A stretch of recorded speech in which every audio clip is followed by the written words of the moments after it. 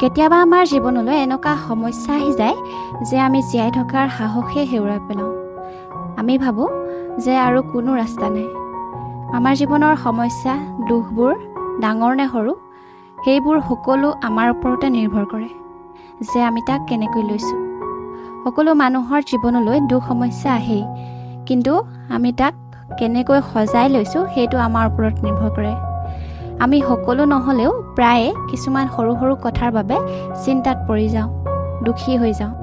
কিন্তু কিছুমান এনেকুৱাও আছে যে ডাঙৰ ডাঙৰ সমস্যা আহিলেও তেওঁলোকে সদায় কয় সকলো ঠিকেই আছে, একো নাই হোৱা।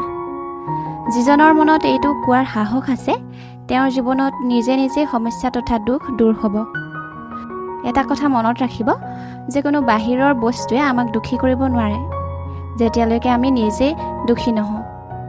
এনেকুৱা কোনো মানুহ নাই বা এনেকুৱা কোনো বস্তু নাই যিয়ে আমাৰ মন দুখী কৰিব পাৰে।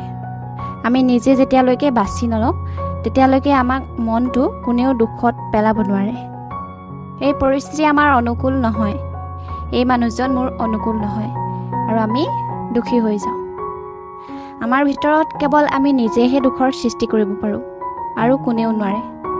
আমি ভিতৰি দুখী এইবাবেই হওঁ কাৰণ আমি আৱেগিকভাৱে দুৰ্বল।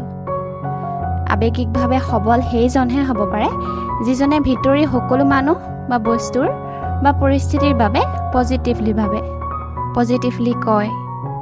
আপুনি যেতিয়া কয় মই দুখী, মোৰ জীৱনত বহুত সমস্যা আছে ইত্যাদি ইত্যাদি, এনেদৰে কেতিয়াও একো ভাল নহয়।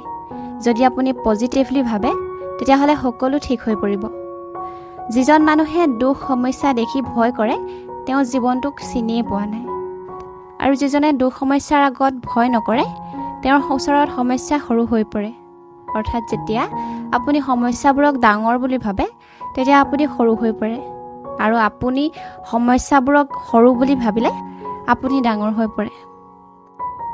তেতিয়াহ'লে এইটো আপোনাৰ ওপৰত নিৰ্ভৰ কৰে আপুনি পৰিস্থিতিবোৰক কেনেকৈ লৈছে।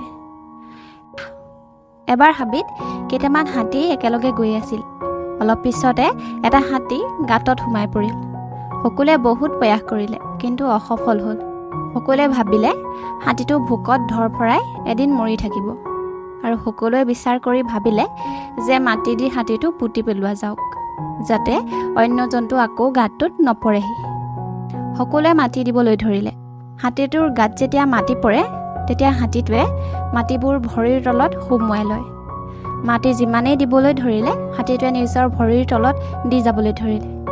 লাহে লাহে গাঁতটোৰ পৰা হাতীটো ওলাই আহিলে। এই কাহিনীটো আমাৰ জীৱনৰ লগতেই মিলে। এনেকৈয়ে আমাৰ জীৱনত দুখ সমস্যাৰ মাটি পৰিয়ে থাকে। যদি হাতীটো তাতে থাকি মাটি অকল মূৰতে যদি পৰি থাকিলেহেঁতেন হাতীটোৰ, তেতিয়া হাতীটো মৰি থাকিলেহেঁতেন। কিন্তু সেই হাতীটোৱে তাত থিয় হৈ থকাটো স্বীকাৰ নকৰিলে, সেই মাটি নিজৰ গাত পৰাটো স্বীকাৰ নকৰিলে। ঠিক সেইদৰে আমাৰ জীৱনলৈ অহা সমস্যাবোৰ, দুখবোৰক মূৰত নল'ব, সেইবোৰ ভৰিৰ তলত ৰাখক।